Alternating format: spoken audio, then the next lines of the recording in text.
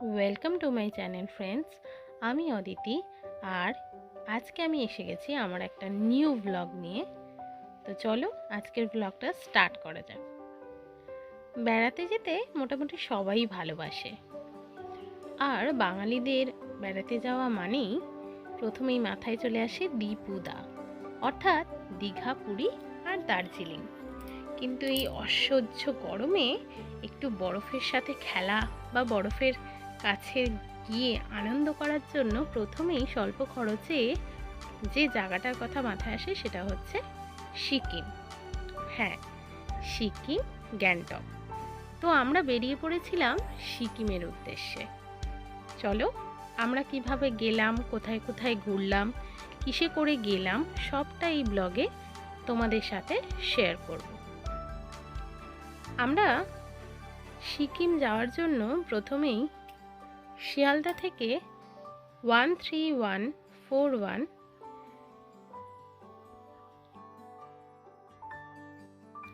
তিস্তা তোরসা এক্সপ্রেসে উঠেছিলাম, আর আমাদের ট্রেন ছাড়বার সময় ছিল দুপুর 2:55।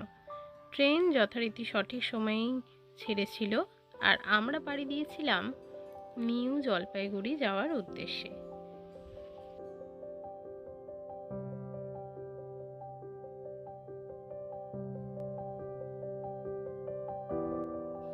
আমাদের ট্রেনটি নিউ জলপাইগুড়ি স্টেশনে নামিয়েছিল রাত্রির 2:30 নাগাদ।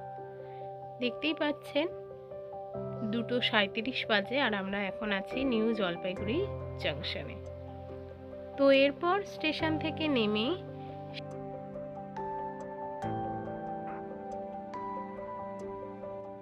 সামনে থেকে আমরা গ্যাংটক যাওয়ার গাড়ি নিয়েছিলাম। তারপর আমরা গ্যাংটকের উদ্দেশ্যে রওনা দিই।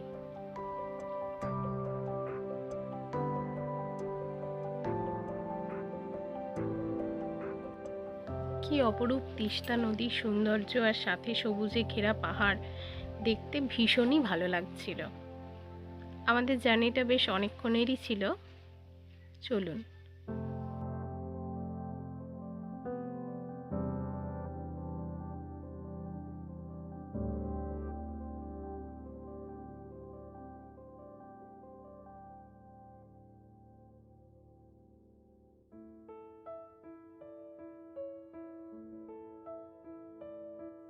রাস্তায় যাওয়ার পথে আমাদের এক জায়গায় গাড়িটা হোল্ড করেছিল, সেখানে আমরা একটু কফি, পপকর্ন এগুলো খেয়েছিলাম। এখানেই আমাদের গাড়িটা একটু হোল্ড করেছিল কিছুক্ষণের জন্য। দেন আমরা আবার গ্যাংটকের উদ্দেশ্যে রওনা হই, কিন্তু সেই সময়কার ভিডিও ক্লিপ আমার নেওয়া হয়নি, কারণ আমার ফোনের ব্যাটারিটা ডেড হয়ে গিয়েছিল। তো এরপরে আমরা গ্যাংটকে পৌঁছে হোটেলে চেক ইন করি। আমরা প্রথম থেকেই হোটেল বুক করে গিয়েছিলাম। এই ছিল আমাদের হোটেল রুম। রুমটা খুবই পরিষ্কার পরিচ্ছন্ন ছিল। আমার তো ভীষণই ভালো লেগেছে, কারণ এটা একটা ভিউ রুম ছিল। হোটেলের মধ্যে একটা ক্লোজেট, একটা কেটল, টিভি, ব্ল্যাঙ্কেট ওনারা প্রোভাইড করেছিলেন। বাম দিকে এরকম পেন্টিংস ছিল।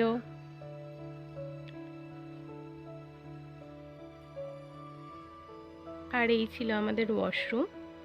ওয়াশরুমটা বেশ পরিষ্কার ছিল, বড় ছিল।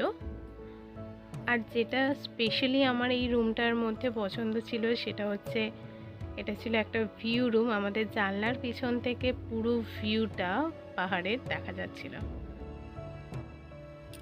তো রুম থেকে এত সুন্দর ভিউ, আমার তো রুম থেকে বেরোতেই ইচ্ছা করছিল না।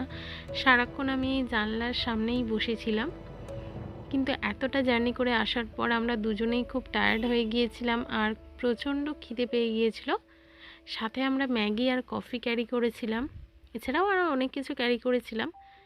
তবে ম্যাগি আমি যেহেতু ক্যারি করেছিলাম, সেই জন্য আমি ম্যাগিটা চট করে বানিয়ে নিই, আর সাথে কফিও বানিয়ে নিয়েছিলাম। তারপর দুজনে খেয়ে নিয়েছিলাম এই সুন্দর প্রকৃতি দেখতে দেখতে। তারপর আমরা একটু বাইরের দিকে বেরিয়েছিলাম, এমজি মার্গের দিকে। চলো আজকের ব্লগটা এখানেই শেষ করছি। নেক্সট ব্লগে আরও অনেক কিছু তোমাদের ডিটেলে জানাবো। Bye bye, stay tune. দেখা হচ্ছে নেক্সট ব্লগে।